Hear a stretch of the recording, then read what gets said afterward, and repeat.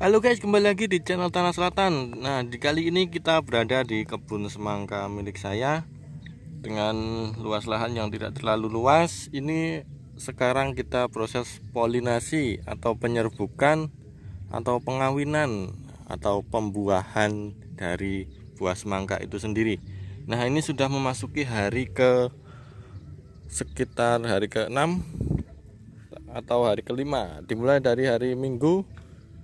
Nah, Seninnya kita libur, kita mulai dari Selasa, Rabu, Kamis, Jumat, Sabtu, 6 hari, tapi tetap dihitung 7. Kenapa? Ya, karena sudah melalui prosesnya, meskipun di hari Senin kita libur. Dan inilah hasil yang kita polinasi atau penyerbukan di hari pertama, kurang lebih sudah segini. Nah, ini untuk panjang buahnya sekitar 10 sampai 12 cm. Dan ini sudah ada beberapa atau sudah banyak yang seukuran segini. Sedangkan kenapa kita harus melakukan polinasi atau penyerbukan sampai hari ini?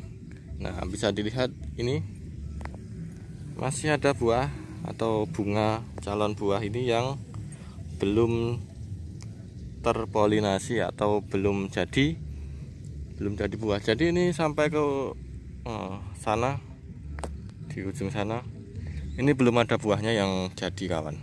Dan ini harus kita lakukan penyerbukan sampai, ya, kita anggap sampai selesai, sebelum nanti dilakukan proses penyortiran buah.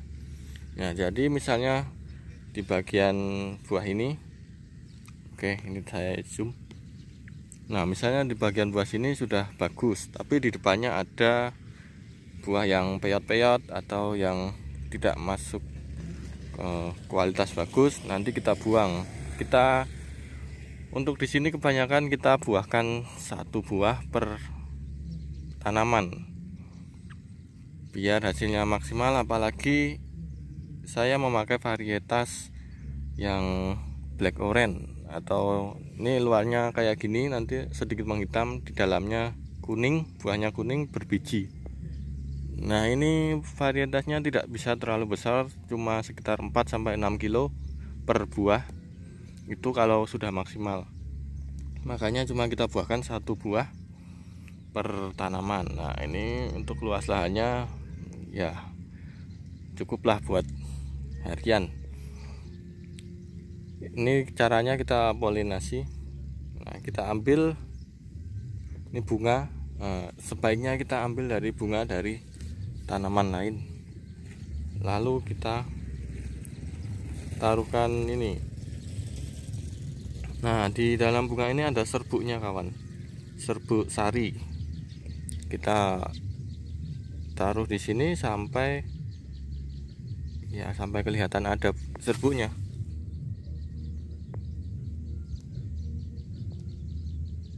Oke, nah, kurang lebih kayak gini.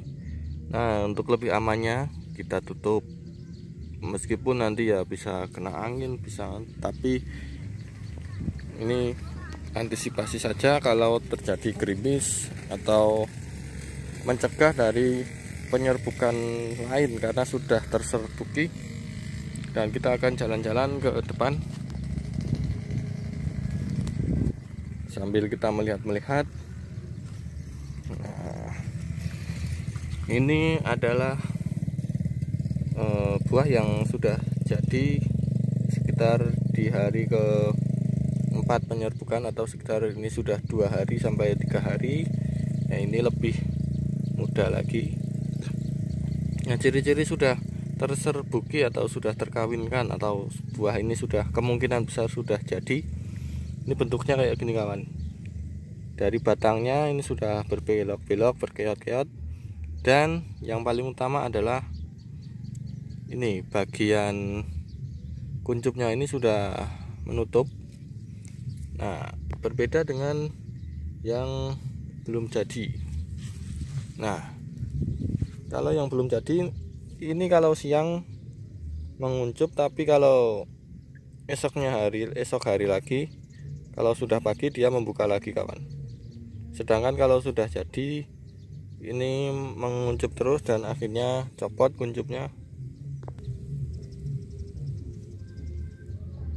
Nah, ini tadi sudah saya lakukan penyerbukan di hari ke-7.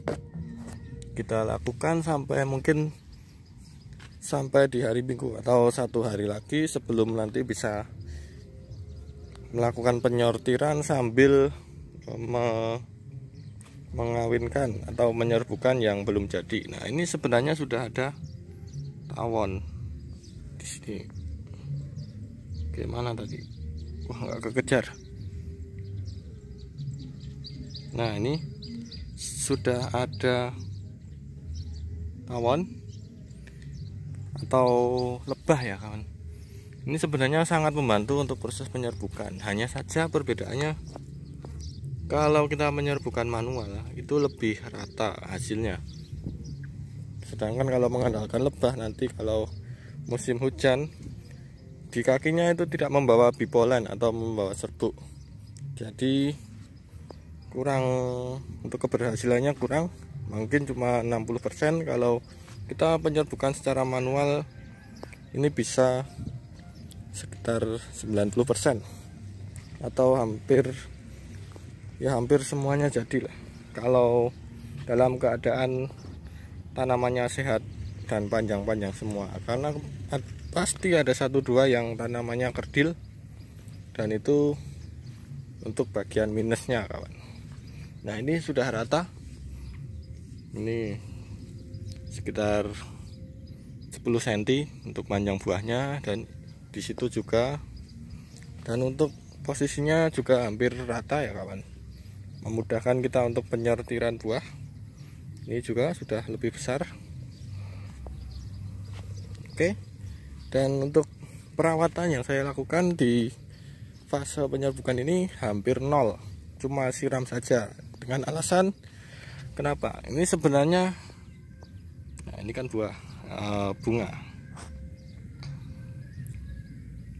Nah, ini sebenarnya setelah penyerbukan itu dia akan menutup di hari di jam, kalau sudah siang, jadi menutup begini.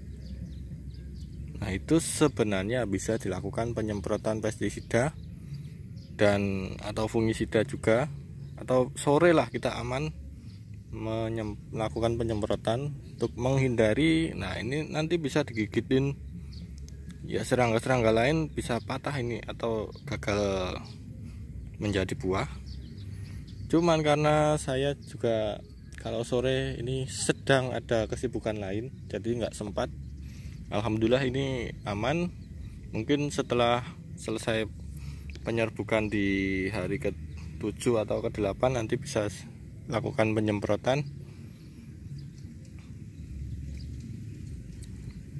Dan untuk pemupukan ini memang saya stop dengan alasan buah belum jadi seperti ini. Kalau kelebihan nitrogen dia akan mudah sekali gugur kawan, mudah patah kayak gini, mudah jatuh. Nah, setiap pupuk pasti ada nitrogennya kecuali pupuk-pupuk khusus. Karena kita cuma pakai NPK saja, ya kita kurangi lah. Kita pastikan benar-benar jadi, minimal sudah 90% buahnya seperti ini kawan, sudah menutup. Nah, ini masih belum menutup, coba kita serbukan lagi.